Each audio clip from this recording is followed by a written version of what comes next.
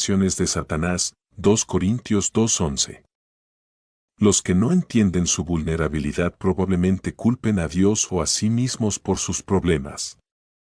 Si nos acusamos a nosotros mismos, nos sentimos sin esperanzas, porque nada podemos hacer para detener lo que estamos haciendo. Si acusamos a Dios, se rompe nuestra confianza en Él como nuestro Padre amoroso. De cualquier forma, no tenemos posibilidad de obtener la victoria. Entonces la Iglesia del mundo occidental tiene la tendencia a atribuir a la carne todas las actividades de Satanás. Esto también nos deja sin posibilidades de resolver los conflictos espirituales. Veamos los siguientes pasajes de las Escrituras que muestran lo destructivo que Satanás puede ser para los creyentes. Lucas 13, 10-17, enseñaba Jesús en la sinagoga. Y había allí una mujer que desde hacía 18 años tenía espíritu de enfermedad, y andaba encorvada, y en ninguna manera se podía enderezar. V11. El versículo 16 afirma que su incapacidad física era causada por una atadura de Satanás.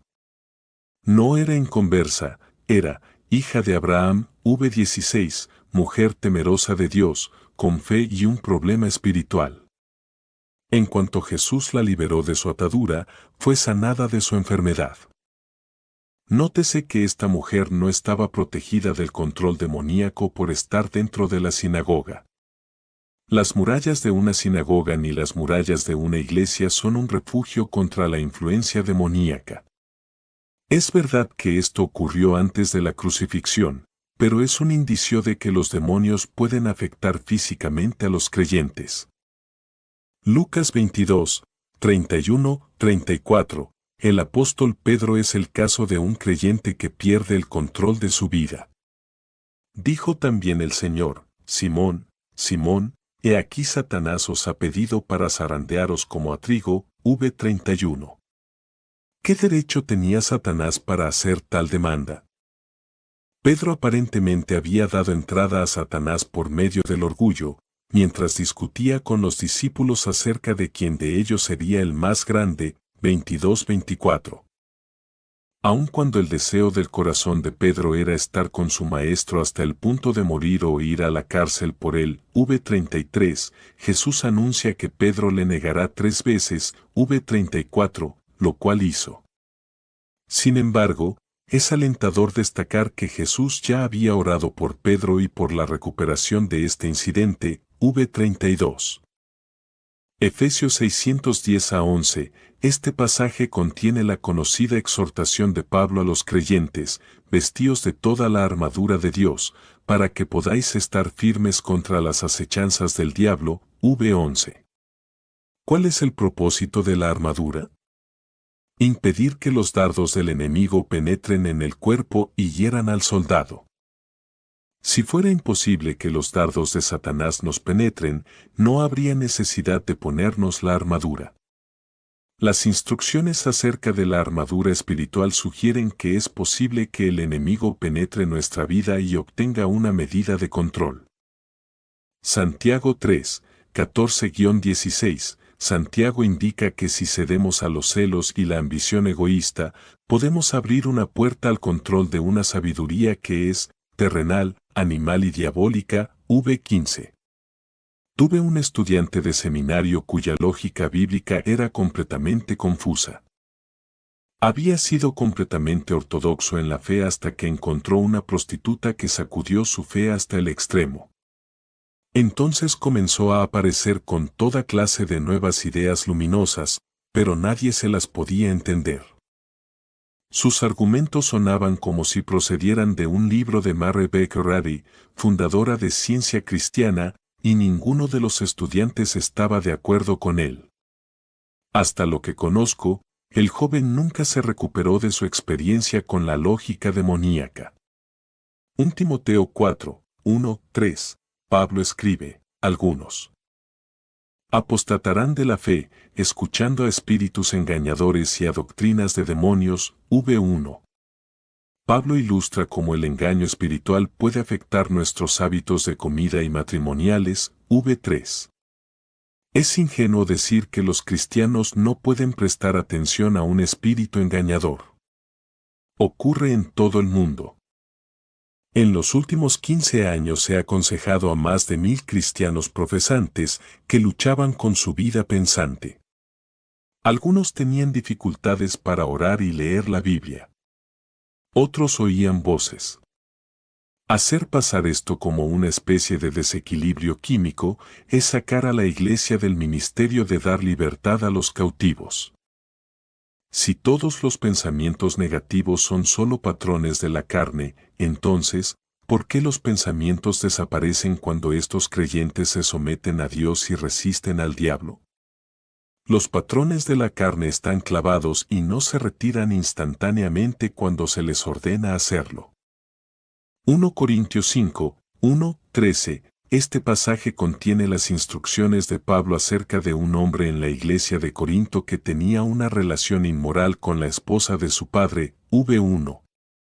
Era un hombre tan engañado por Satanás y controlado por inmoralidad que aparentemente alardeaba de ello ante toda la congregación. El juicio de Pablo sobre la situación fue enérgico: el tal sea entregado a Satanás para destrucción de la carne, a fin de que el espíritu sea salvo en el día del Señor Jesús, v5.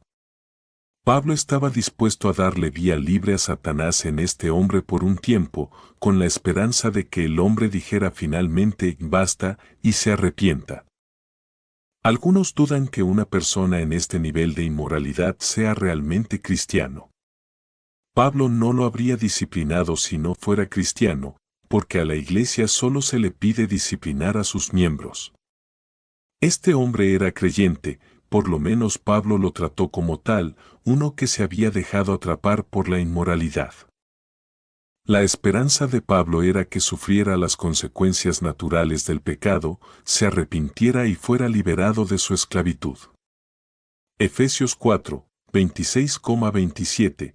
Pablo ordena: airaos, pero no pequéis, no se ponga el sol sobre vuestro enojo, ni deis lugar al diablo.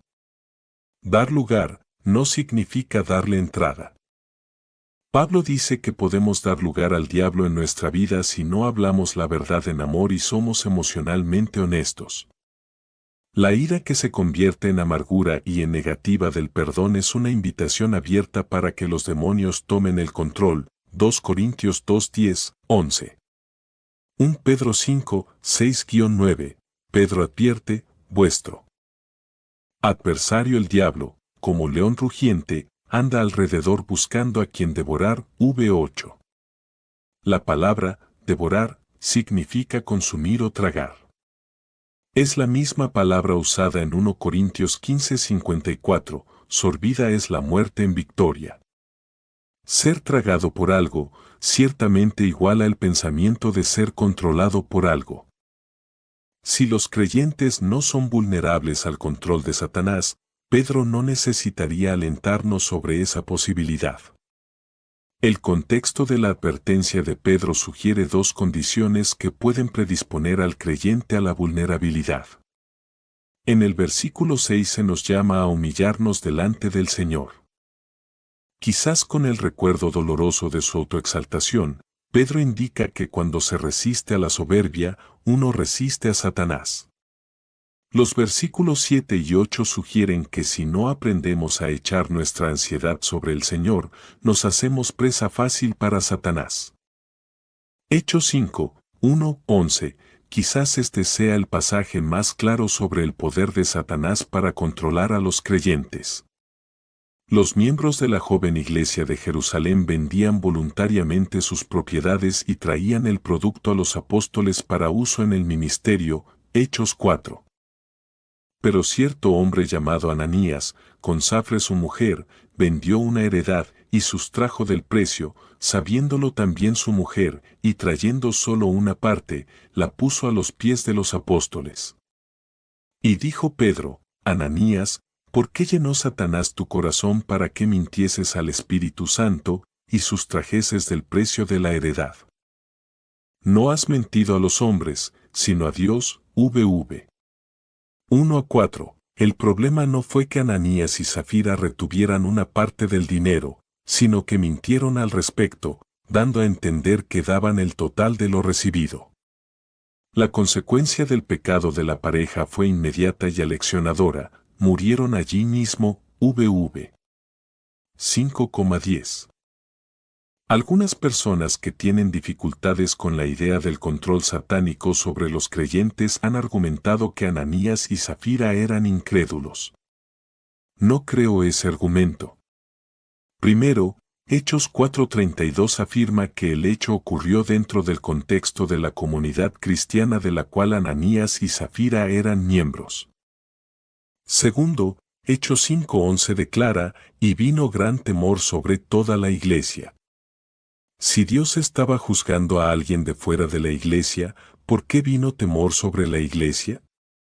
Hubo gran temor entre los creyentes porque Dios mostró en forma dramática su actitud hacia los creyentes que viven en la mentira. Tercero, la gravedad del castigo indica que Dios estaba enfatizando la importancia de la verdad en la comunidad de los creyentes. Los incrédulos mienten todo el tiempo y generalmente no son juzgados con la misma rapidez que Ananías y Zafira. Creo que Dios estaba enviando un enérgico mensaje a la iglesia. Sabía que si Satanás podía engañar a los creyentes, tomaría el control de sus vidas. El problema de Ananías fue que permitió que Satanás con su engaño le llenara, controlara, su corazón. La palabra, llenó, en Hechos 5:3, pleroo, es la misma palabra usada en Efesios 5:18, sed llenos del Espíritu.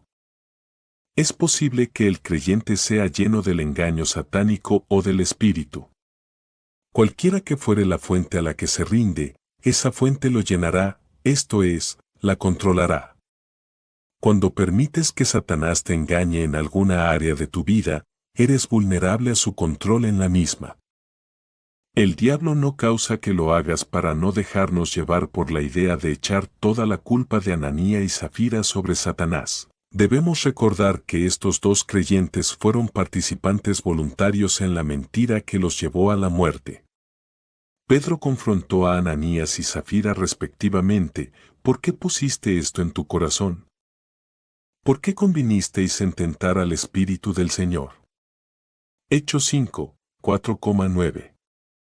Satanás llenó sus corazones con engaño y ejerció una medida de control sobre ellos en su mala acción. Pero lo pudo hacer solo porque en algún punto Ananías y Zafira le abrieron la puerta. Por amor a los que me piden ayuda, nunca acepto la excusa, el diablo me lo hizo. Todos somos responsables de nuestras actitudes y acciones. Satanás simplemente se aprovecha de las oportunidades que le damos. Tenemos todos los recursos y la protección que necesitamos para llevar una vida victoriosa en Cristo. Si no la vivimos es por decisión nuestra. Cuando dejamos una puerta abierta para el diablo al no resistir la tentación, la acusación o el engaño, él entrará. Si luego le seguimos dando acceso, asumirá derechos de ocupante. No perderemos la salvación, pero perderemos nuestra victoria diaria. Si entramos en la batalla sin parte de nuestra armadura, sufriremos perjuicios. Si no nos cubrimos con la armadura de Dios, somos vulnerables en las partes descubiertas. El Dr. Unger comenta, si el creyente no usa la armadura, ¿dejará Satanás de invadir la ciudadela del creyente?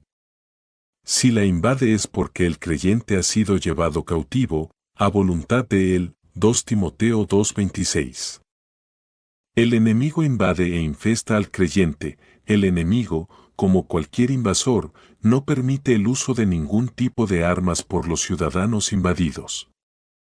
Como resultado no hay lucha, solo una sumisión y servidumbre forzosas. 2 Santiago 4:1 revela que la fuente de nuestras rencillas y conflictos son los placeres que batallan contra nuestros miembros.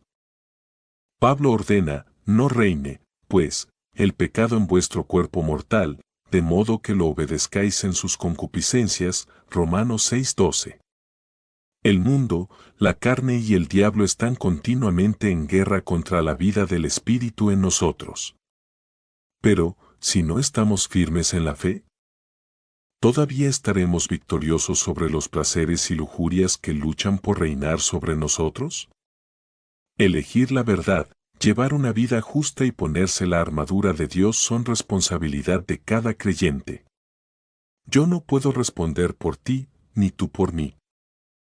Puedo orar por ti, estimularte en la fe y aconsejarte, pero si entras en la batalla sin tu armadura puesta, puedes caer herido. Por mucho que esto me preocupe, no puedo hacer decisiones responsables por ti. Esas decisiones son solo tuyas, pero tienen una decisión y sobre eso habla el resto del libro. Finalmente, permite que te dé a conocer uno de mis testimonios favoritos. A medida que esta mujer narra su historia, hazte algunas preguntas. ¿Lo que describe es normal? ¿Es solo un caso severo de hablar de sí en forma negativa que todos tenemos? ¿Es un caso de doble personalidad? ¿Es psicópata? ¿Tiene múltiples personalidades o la expresión de un pasado en su infancia? Un consejero podría dar alguno de estos diagnósticos en conformidad con su educación o experiencia. ¿Cuál es el problema, según tu parecer? El siguiente es su testimonio: silencio cuando me siento y pienso, en muchas cosas mi vida, lo que quiero hacer, lo que pienso sobre problemas y personas, tengo conversaciones conmigo misma en mi cabeza. Me hablo y me respondo. Soy mi mejor amiga. ¿Lo pasamos bien? A veces converso tanto conmigo durante el día que al final estoy realmente cansada. Pero me mantengo ocupada y me ayuda a meditar en las cosas. A veces pienso como si yo fuera dos personas, una que soy cada día de la semana, la que yo quiero cambiar. La que tiene baja estima y tiene miedo de ser auténtica delante de los demás. Y también, la que está en mi interior, mi yo confidente que quisiera que salga, pero por alguna razón no lo hace. Esa parte de mí la llamo, ella. Ella. Es muy osada y todos la aman, por lo menos eso es lo que creo que ocurriría si yo pudiera dejarla salir. Si yo pudiera ser yo misma, la vida sería mucho más fácil y feliz. Pero mientras tanto, converso con ella en mi interior. Conversamos sobre lo que haremos hoy día, dónde iremos a comer, qué nos pondremos, con quién conversaremos. A veces ella viene con muy buenas ideas y me impresiona que yo sea tan inteligente y astuta. Si solo me conociera la gente como yo soy, pienso, me amarían. A veces la oigo decirme cosas que para mí no tienen sentido. Realmente yo no haría aquello, pienso. Eso no es bueno. Podría perjudicar a alguien. Es estúpido hacer aquello. En esas ocasiones no la escucho. Pero no importa. Me gusta conversarle, así que sigo hablando. Un día las cosas cambiaron entre nosotras. Mi vida marchaba bien, pero quería andar más cerca de Dios. Quería liberarme del pasado y sanar mi corazón del pesar que llevaba. Alguien me dijo que debía seguir los 7 pasos hacia la libertad en Cristo, así que marqué una cita con un consejero. No pensé en mi amiga de mi interior, estaba pensando en mí. En la sesión de consejería, se me pidió que leyera algunas oraciones y versículos de la Biblia en voz alta. Mientras lo hacía mi mente se puso confusa y no me podía concentrar. Por sobre todo, cuando trataba de hablarle a ella en mi mente, me confundí.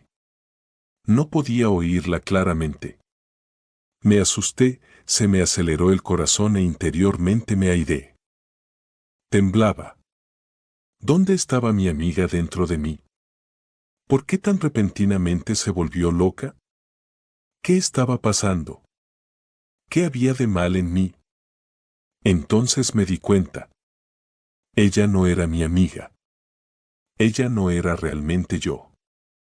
Ella no quería que estableciera una relación correcta con Dios.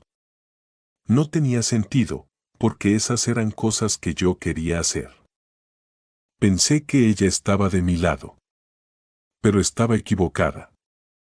Le tuve que pedir con voz muy fuerte que se fuera. ¿Por qué con voz fuerte? Porque ella no puede leer mis pensamientos. Esto tiene sentido porque ella no es Dios que es omnisciente.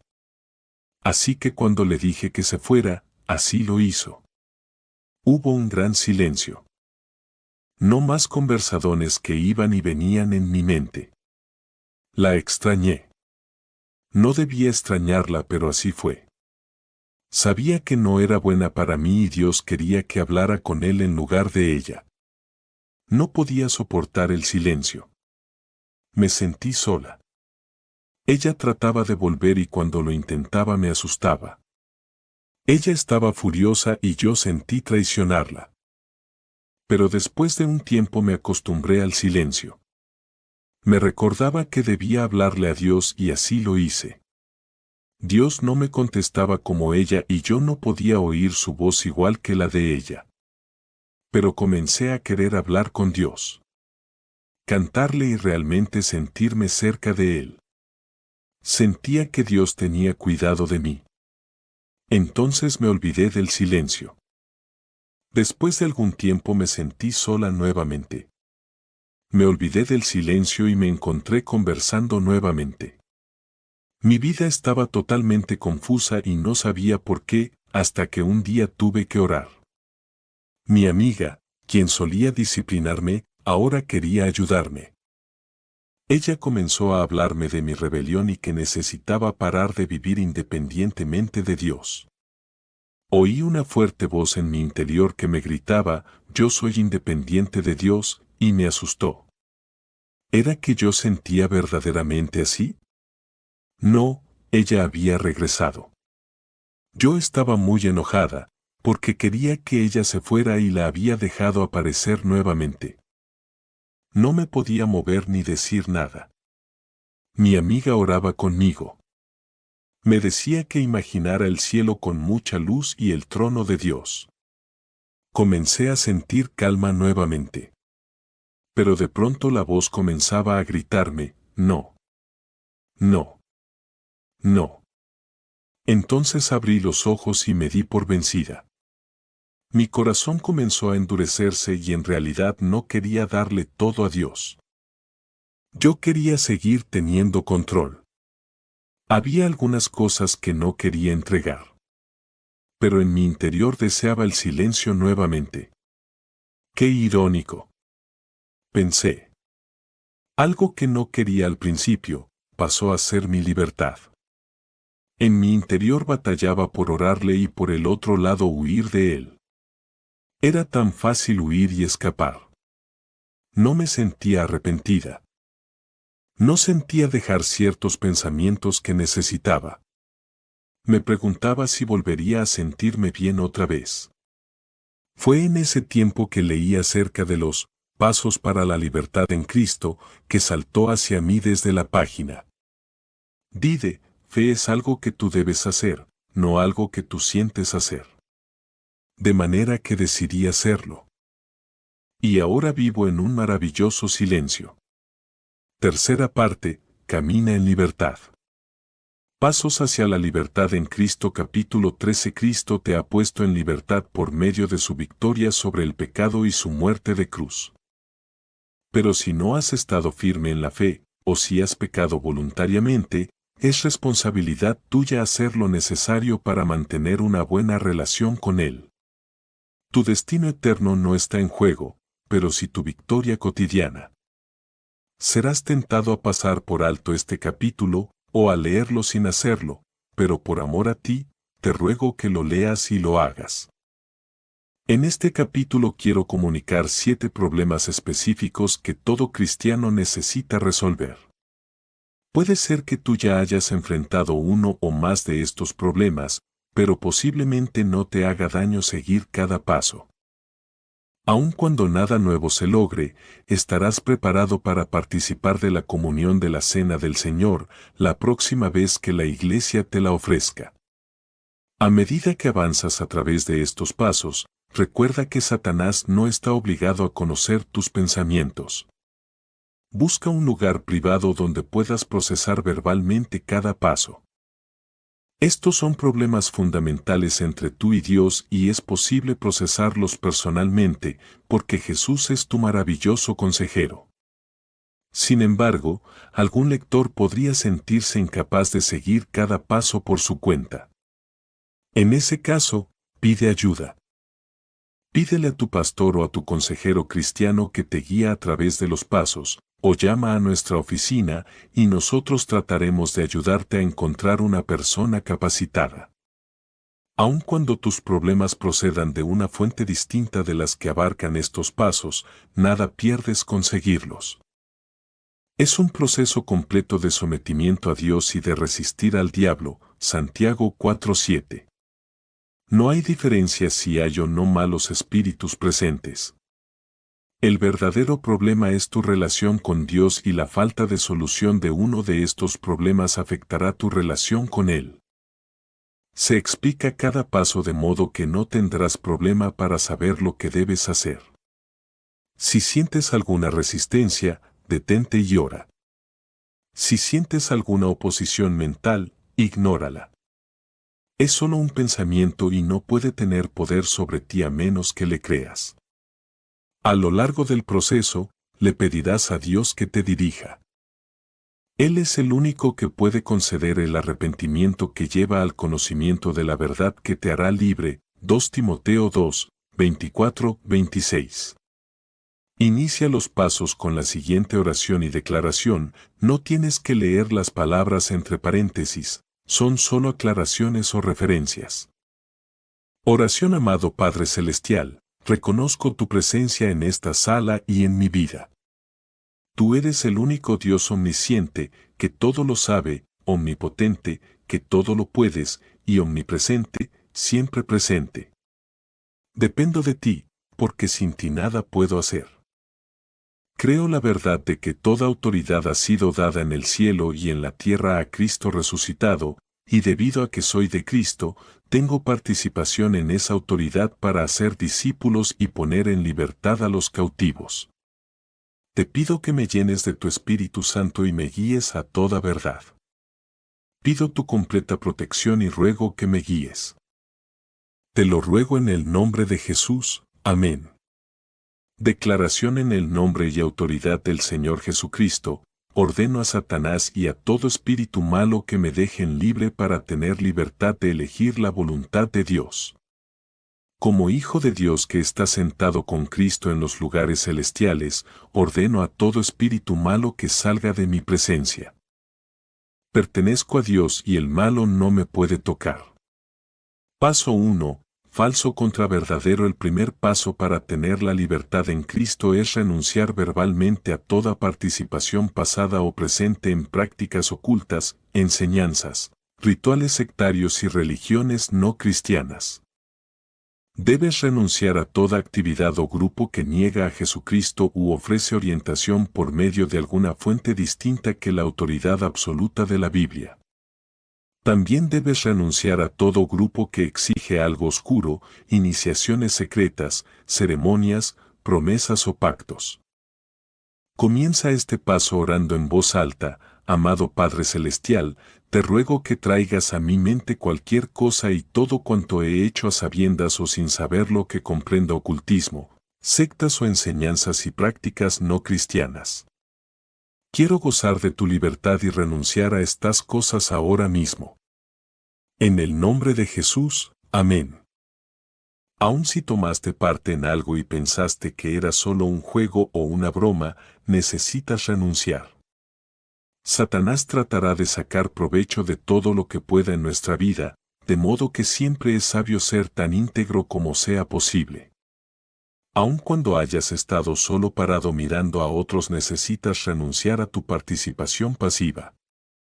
Quizás ni siquiera te hayas dado cuenta en el momento que se trataba de algo malo. Sigue adelante y renuncia a ello. Si te viene algo a la mente y no estás seguro de lo que debes hacer al respecto, confía en que el Espíritu de Dios está respondiendo la oración que hiciste, sigue adelante y renuncia a eso. La siguiente es una lista de control de espiritualidad no cristiana. Este inventario incluye muchas de las sectas, agrupaciones y prácticas religiosas, no cristianas y ocultistas. Sin embargo, no es una lista completa. Por lo tanto, siente la libertad de añadir otras que conozcas o te hayas visto envuelto personalmente. Después de la lista de control, verás algunas preguntas adicionales destinadas a ayudar a tomar conciencia de otras cosas a las que necesites renunciar. Debajo de esas preguntas hay una breve oración de confesión y de renuncia. Haz la oración en voz alta y llena los espacios con los grupos, enseñanzas o prácticas que el Espíritu Santo te haya impulsado a renunciar durante el periodo de evaluación personal. Lista de control de espiritualidad no cristiana, marca todas aquellas en que hayas tomado parte, experiencia extracorporal, proyección astral, tablero Ouija, María sanguinaria, liviano como una pluma, u otros juegos ocultistas. Levantar mesas, las 8 bolas mágicas, hechizos o maldiciones, telepatía o control mental de otras personas, escritura automática, trances, guías espirituales, ver o verse la suerte / adivinación, por EJ, con hojas de té, cartas tarot, levitación, magia. La reunión brujería, sortilegios satanismo lectura de manos astrología, horóscopos hipnosis, aficionado o autoinducción. Sesiones de espiritismo magia blanca y negra calabozos y dragones marca registrada y otros juegos similares pactos de sangre o mutilaciones intencionales objetos de adoración, cristales. Amuletos para la buena suerte espíritus sexuales artes marciales, misticismo, devoción al censa, supersticiones mormonismo, santos de los últimos días, testigos de Jehová, la atalaya, nueva era, libros, objetos, seminarios. Medicinas, masonería ciencia cristiana ciencia de la mente el camino internacional iglesia de la unificación, Munis, eforo, iglesia de la palabra viva hijos de Dios, hijos del amor. Iglesia de la Cientología unitarianismo / universalismo Rome Masters control mental Silva meditación trascendental yoga are. Krishna baísmo adoración de espíritus de los indios, norteamericanos, islam hinduismo budismo, incluido el zen. Musulmanes negros rosacruces otras religiones o sectas no cristianos videos y juegos de computadora ocultistas o violentos películas, programas de televisión, música, libros. Revistas o tiras cómicas que el Señor te traiga a la mente, especialmente las que glorifican a Satanás, que causan temor o pesadillas, las que son cruelmente violentas o que estimulan la carne. Haz una lista a continuación. A continuación hay una lista de preguntas adicionales que tienen el propósito de ayudarte a tomar conciencia de otras cosas a las que necesites renunciar. 1. ¿Has visto, escuchado o sentido una presencia espiritual en tu habitación? 2. ¿Tienes pesadillas continuas? Renuncia específicamente a cualquier miedo que las acompañe. 3. ¿Tienes o has tenido un amigo imaginario, espíritu guía o ángel que te ofrece dirección o compañía? Si tiene nombre, renuncia a él por nombre. 4. ¿Has escuchado voces en tu cabeza o tenido pensamientos que se repiten insistentemente tales como, soy mudo, soy feo, nadie me ama, nada me sale bien, como si estuvieran ocurriendo dentro de tu cabeza? Anota cualquier pensamiento persistente. 5. ¿Has consultado